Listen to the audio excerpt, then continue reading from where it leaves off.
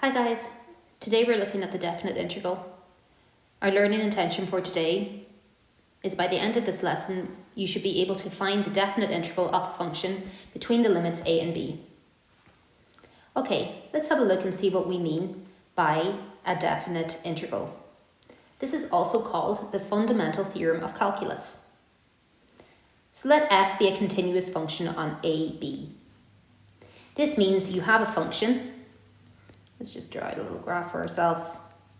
So we have some function and we're looking at that function between the values of a and b on your x-axis. These values of a and b are called our limits of integration.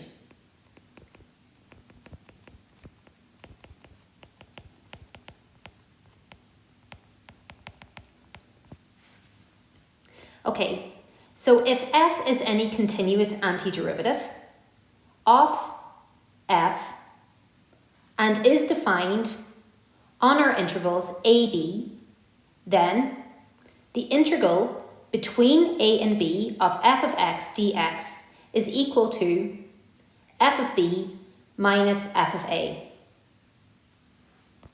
Let's have a look at what we're actually saying here.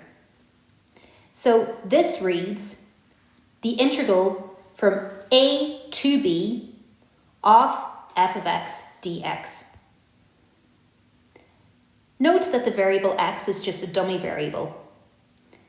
The integral of a to b f of x dx could be the integral from a to b f of t dt. This is called a definite integral. So far, what we have looked at is finding an arbitrary antiderivative for our function. If we integrate our function, we would get some value plus some constant that we don't know. The corresponding definite integral is when we find the integral between two intervals on the x-axis. Let's remind ourselves what an indefinite integral is. The indefinite integral f of x dx is equal to f of x is the general form of an antiderivative for a function f. The corresponding definite integral is defined as the integral between a and b for your function with respect to x is equal to f of b minus f of a. Let's look at an example.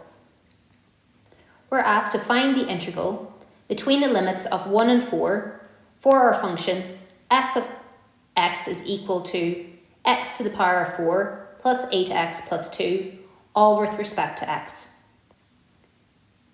Okay, we want to find the definite integral. The first thing you need to do is integrate your function as usual. The integral of x to the power of 4 plus 8x plus 2 gives us x to the power of 5 over 5 plus 8x squared over 2 plus 2x. And we are now integrating this function between the limits of 1 and 4. Once you have integrated your function, the limits go on the right-hand side of your integral. Let's simplify this.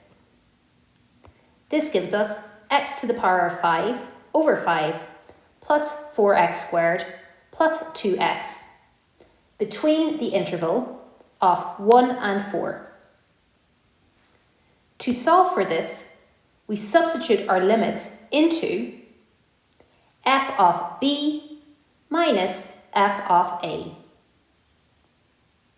So into our function, we substitute in a as 1 and b as 4. This gives us 4 to the power of 5 over 5 plus 4 times 4 squared plus 2 times 4 minus substituting in a into our function, 1 to the power of 5 over 5 plus 4 times 1 squared plus 2 times 1. And putting this into our calculator gives us 270 3/5 or 270.6. Please pause the video and take down this example. Okay, let's try another example. Evaluate the integral between the limits of 1 and 3 for the function x cubed minus 64 over x minus 4 dx. Okay, so if we want to integrate this function and find the definite integral between 1 and 3, the first thing we need to do is integrate our function. We can only integrate functions when we have single terms, so the first thing we need to do here is factorize and write out our function in single terms. X to the power of 3 minus 64 can be factorized using the difference of two cubes.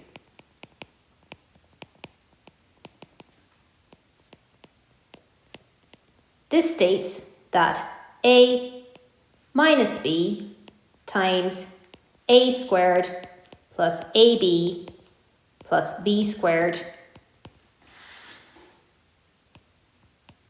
can be used to factorize a cubed minus b cubed. Using this formula, we find the difference of x cubed minus 64 as x minus 4 times x squared plus 4x plus 16 all over x minus 4. Here we'll cancel out our like terms on the top and the bottom. And we're left with the integral between the limits 1 and 3 of x squared plus 4x plus 16 dx.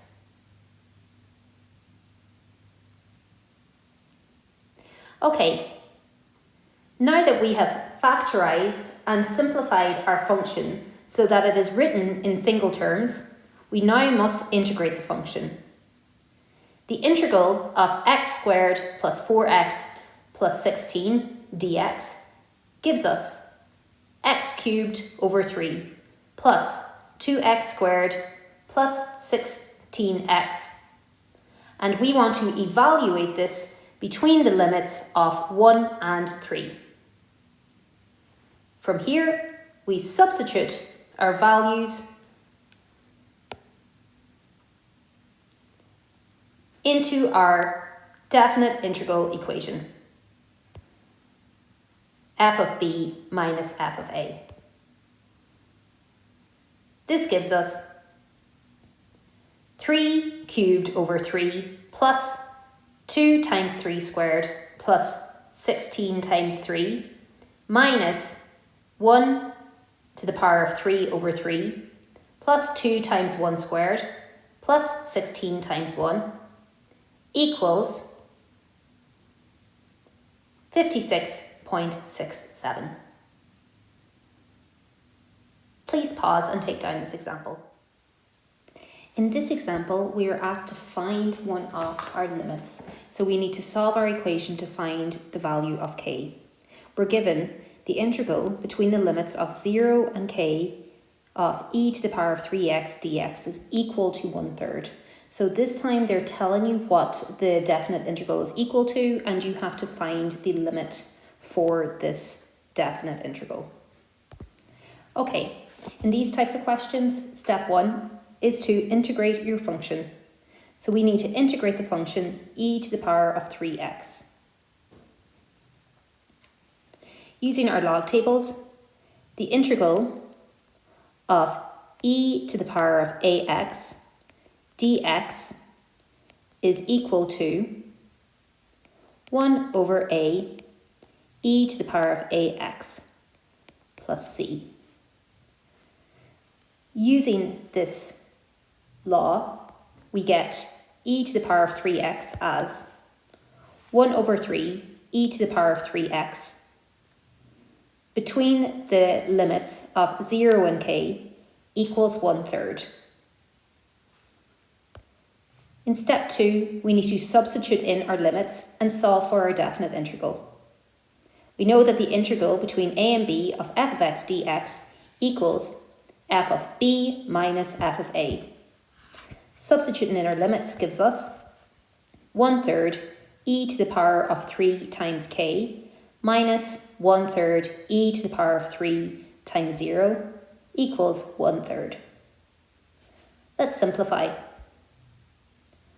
1/3 times e to the power of 3 times k gives us e to the power of 3k over 3 minus 1 times 1/3 times e to the power of 3 times 0 gives us 1 e to the power of 0 all over 3, and this is equal to 1/3. We can simplify this further, as we know that any exponent to the power of 0 will give us a value of 1. So we're left with e to the power of 3k over 3 minus 1/3 equals 1/3. From here, we want to solve for k. So bringing our values to one side of the equation, we're left with e to the power of 3k over 3 equals 1/3 plus 1/3. This gives us e to the power of 3k over 3 equals 2 over 3. We're going to cross multiply now. And we're left with e to the power of 3k equals 3 times 2 over 3, which gives us e to the power of 3k equals 2.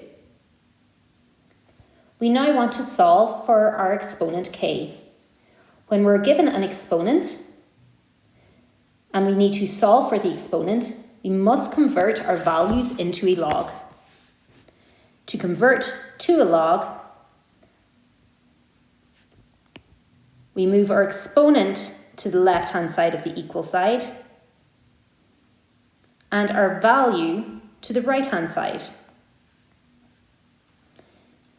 This gives us ln of 2 equals 3k. We now want to solve for k, so we divide by 3, and we're left with k is equal to ln of 2 over 3. Please pause this example and take it down. Please try the following questions. Exercise 15.4, question 2, question 5, parts 1, 3 and 5,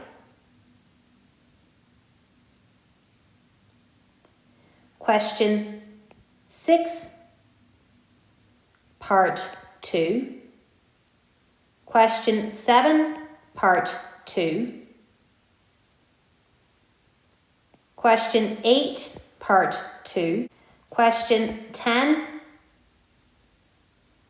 part 2, question 11, part 2, question 12, part 2, and question 13, part 2. And question 13, part 3.